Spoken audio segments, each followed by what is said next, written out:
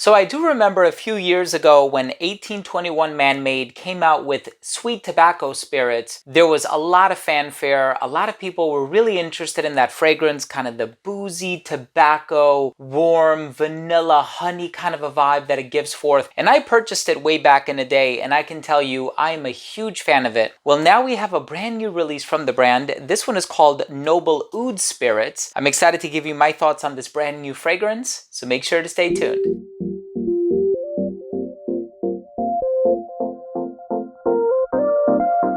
Now, before I begin today's episode and I give you my thoughts on the brand new Noble Oud Spirits by 1821 Man-Made, and I give you my thoughts on it, how it compares to the previous release, the longevity, the performance, any comparisons, so on and so forth, I want to start things off by saying that if you're a fan of fragrance-related content, please do consider supporting the channel by subscribing to it. Hit the bell icon so you can be notified whenever I do upload future videos to the channel, and also please be sure to click where it says enable all notifications. This way you never miss any of my future uploads. And of course, give this video a thumbs up if you enjoyed it, or if you took something of value from today's episode. It would really mean a lot to me. Now, the one thing that I remember about the previous release, Sweet Tobacco Spirits, that fragrance with the tobacco and the amber, and it was just really sweet and decadent, rich, mysterious. And of course, this is the oud-based interpretation, completely different scent, different DNA, different scent profile altogether. But this one has a little bit of vanilla, smoked oud, you have some spices, you have rosewood, you have bergamot in the opening. So it seems like there's a bit of freshness, there's an ambery dry down, there's a smoked oud accord. So is this one gonna lean on the side of barnyard or animalic as some ouds do? How strong is the amber? Is this one gonna be really smoky, or is it gonna be on the more tame side of things? Well, I'm gonna give you my in-depth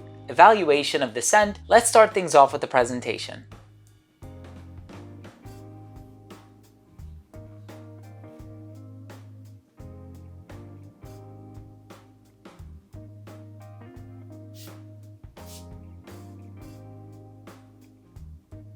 So kind of like the name implies, right? This is called Noble Oud Spirits, and there is this sort of agarwood ingredient sitting at the heart of this composition. Now, I think this fragrance is really going to be all about the surrounding or supporting roles that kind of come together to add these little accents to the agarwood. So when it comes to agarwood, we all know it's an ingredient that can be rather smooth, very accommodating, very easygoing, something like a Versace Porum Oud Noir or even a Tom Ford's Oud Wood. And then of course it can be very dark, very animalic, and we've seen some of those varieties on the market as well, especially when it comes to natural perfumes. In the case of this fragrance, it has this smoked oud accord, and I can get a touch of smoke perhaps, and it's a little more on the incensey side of things. It's not explicitly or outwardly smoky, doesn't smell like a cade oil, doesn't smell like a birch tar. It does have a little bit of an incensey vibe, and I say that because I know there's also amber sitting at the base of this fragrance. Now, when it comes to ambers, they can be sweet, they can be balsamic, they can be medicinal, they can be oudy at times, and this fragrance is really not too sweet. And I think that that's the thing that impressed me the most, or surprised me the most, I should say, but I was also left feeling rather impressed by it, is the fact that this is a complete departure from the original release, right? So Sweet Tobacco Spirits, I think everybody was captivated by the warmth, the sweetness, that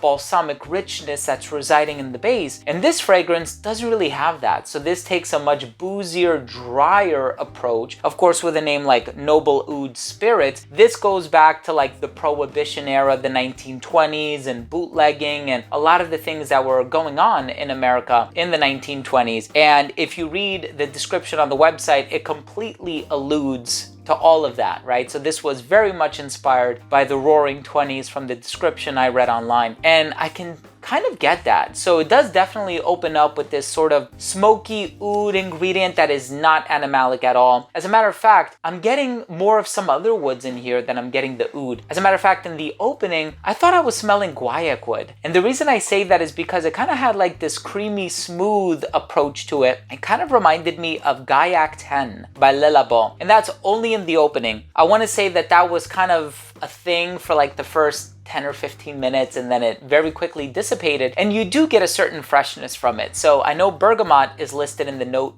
pyramid, and I actually do get a bit of freshness from it. So I would say that yes, there is a decent amount of bergamot in here to create that lively introduction. Now, I think that that smoked accord is a combination of spices and maybe a little bit of incense, like I said before, and there's also clove in here. It's not one of the star players according to the note breakdown. There's also rosewood, which can kind of smell a little peppery, a little woodsy, a little rosy, so to speak. But this fragrance is really more so about this sort of dry amber that lacks the sweetness that you find in the initial release from the brand. And so that's why I'm inclined to say that this is a total departure from the first offering. So I like the fact that the brand is exploring a territory, if you will, that they haven't explored yet. So they're doing something different. They don't want to release a redundant or repetitive fragrance, especially if you are a fan of the original. You're looking for something that's a healthy change of pace, something that doesn't do things very similarly. I think that this one is a solid release. The spices also contribute to that boozy vibe that you get in the opening. But just like the bergamot, the boozy vibe is going to linger maybe 15-20 minutes and then it's going to be gone. But you are left with this smoky, woodsy, dry, ambery dry down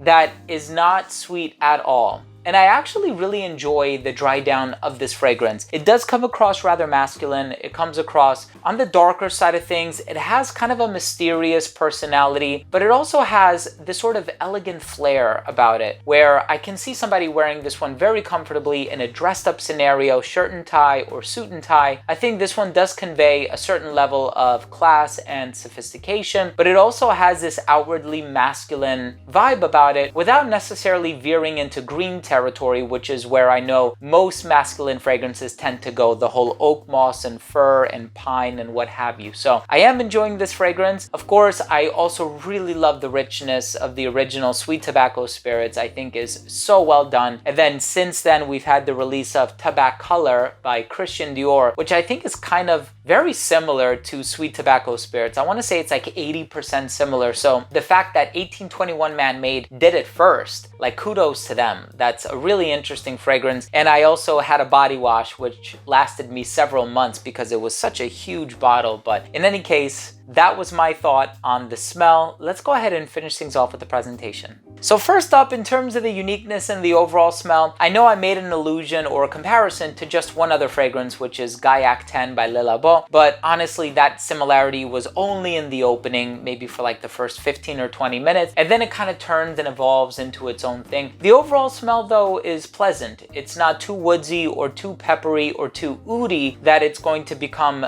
kind of an acquired taste, so to speak. Longevity on this one was a solid 8 to 10 hours. This one was actually really good in the longevity department. The projection wasn't super loud though. I want to say it radiated within an elbow's length for about 45 minutes. And then it did start to get kind of close to the skin right around hour 7, completely disappearing right around hours 9 or 10 or something like that. So this one doesn't have monstrous projection. While that bergamot is there, it kind of does something interesting in the opening for like the first, I want to say 15 or 20 minutes, but then it is an elbow's length kind of a scent. It doesn't radiate beyond an arm's length, but the longevity is pretty consistent, which is very admirable. Versatility on this one, I found it to be pretty versatile. It does lean a little bit masculine, especially as compared to Sweet Tobacco Spirits. So this one is definitely more on the masculine side of things, as opposed to the previous release, which is more unisex. This one is great for the colder weather. As a matter of fact, I can see myself wearing this one in every season except for the summer. I just think the summer might be a little bit too much, especially given the DNA of the fragrance. I can see somebody a little bit older truly appreciating this fragrance, and it does give off more of a formal vibe than it does a casual vibe. And then in the case of like a clubbing, date night, romantic kind of a fragrance, I would probably go with the original fragrance,